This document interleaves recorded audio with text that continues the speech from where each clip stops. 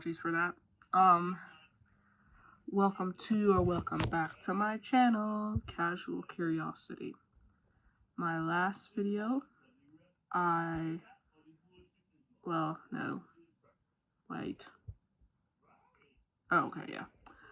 last video I spoke about religious afterlife theories, right?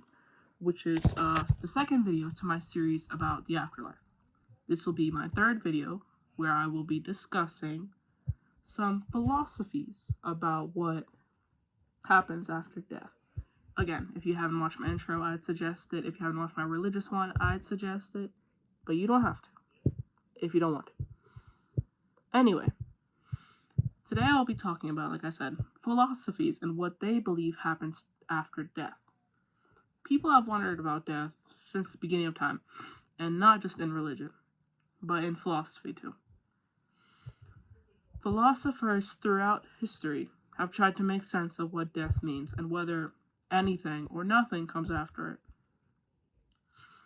Let's explore five, like I said, I spoke about 5 religions last video, so I'm going to do 5 philosophical perspectives on death and the afterlife.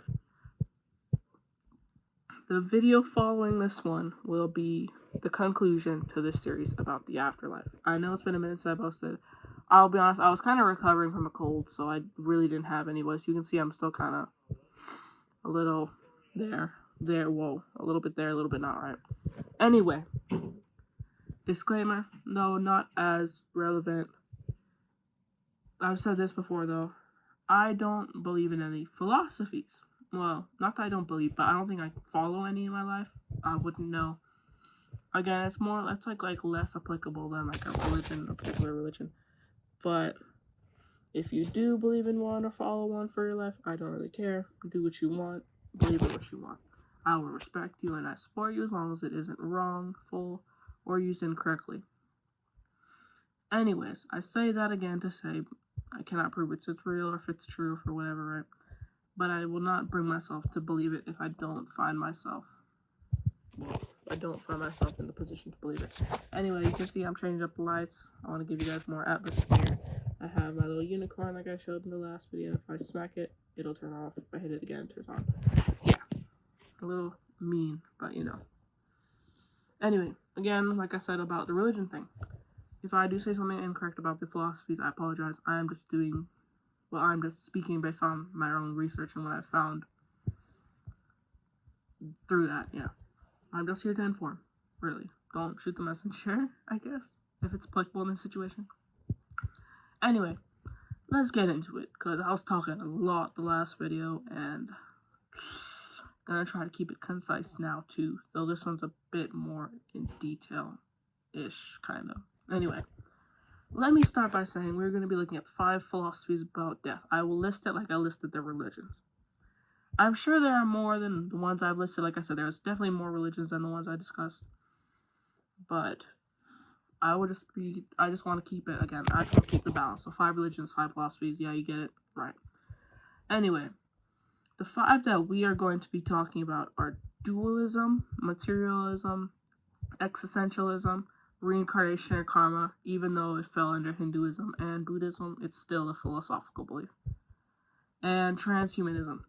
Yes, karma and reincarnation get to have a second appearance, like I said. Even though they're in Buddhism, Hinduism, they are going to appear in a philosophy.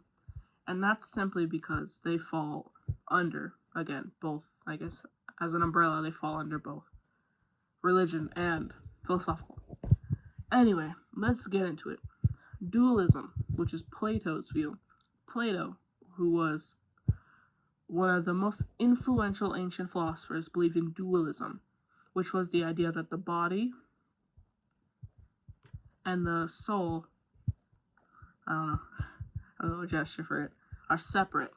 He saw the body as a temporary prison and the soul as eternal. When we die, the soul is freed from the body and continues to exist in a different realm of pure knowledge and truth. So for Plato, death isn't the end. It is the soul's liberation, free from your body prison, right? Okay. I'm sorry, I'm still recovering from a cold. Anyway, number 2, materialism. Materialists take the opposite view of Plato. They believe that only the physical world exists, and when the body dies, consciousness, which comes from the brain, ends completely. There is no soul, no afterlife, and no continuation of self. I'm kind of keeping a stern tone because I feel like that's kind of how they would put it. Famous thinkers like Epicurus and later modern scientists hold this view, arguing that death is simply the end of experience and nothing to fear because we no longer exist to feel anything. They believe that once you die, poof, you're gone, you don't exist anymore. Now, again, I might butcher some of these names, which I apologize for. Not existentialism, but the people that believed in it. Existentialism, which is Sartre, Sartre, Sartre and Camus.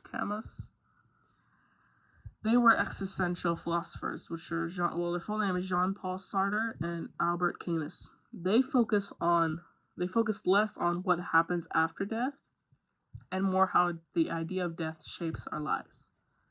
They believe that death gives life meaning, that we only have one chance to live authentically. I guess they would probably believe in YOLO, right? Or use that, but Camus saw life as absurd and death as inevitable, but he said we should still find joy and purpose in the present moment. In short of what they believed, accept death, it's going to happen, it's inevitable, but live fully while you still can. I think that one's pretty solid, but you know. Anyway, fourth one, we also spoke about this. Reincarnation and Karma. It has returned once again. Some philosophical traditions approach death as a continuous cycle. Again, in Hinduism and Buddhist philosophy, life and death are linked through reincarnation. The soul or consciousness is reborn into another form, right? Your actions or your karma influence the next life's quality. Again, I've said this last video. Bad person, bad next life. Good person, good next life. Average person, average next life is what I'm saying. While this, again, overlaps with religion, as I said, it also is deeply philosophical as it explores questions about the moral cause and effect, identity, and nature of the self. Lastly, the fifth one. I honestly didn't know about this one. I knew about the other ones loosely, but now this one I never heard about it. Transhumanism, aka modern philosophy and technology. In modern times, some philosophers and scientists have begun exploring transhumanism, the belief that technology might one day let us overcome death.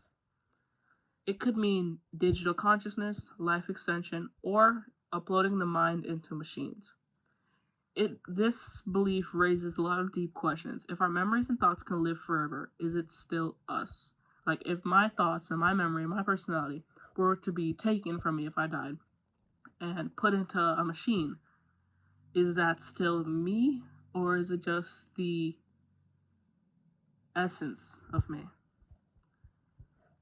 Transhumanism honestly just challenges, what I've taken from my research, just challenges what it means to truly die, or what it means to be human. Anyway, to close it off, from Plato's immortal soul to modern ideas of digital eternity, philosophy gives us many ways to think about death. So whether you see it as an ending, a transformation, a motivation to live better, every perspective reminds us that we should understand death. Well, understanding death helps us to understand life, if that makes sense. It's kind of what I took from this, I guess. That if you understand one, you understand the other. They kind of give each other purpose, sort of. Anyway, that will be the end of this video. I hope you enjoyed. My last video on this series will be the one after this one, which will be the closer for the series about the afterlife. Anyways, have a good one, good night, good day, good afternoon, whatever. And stay curious, guys. Bye.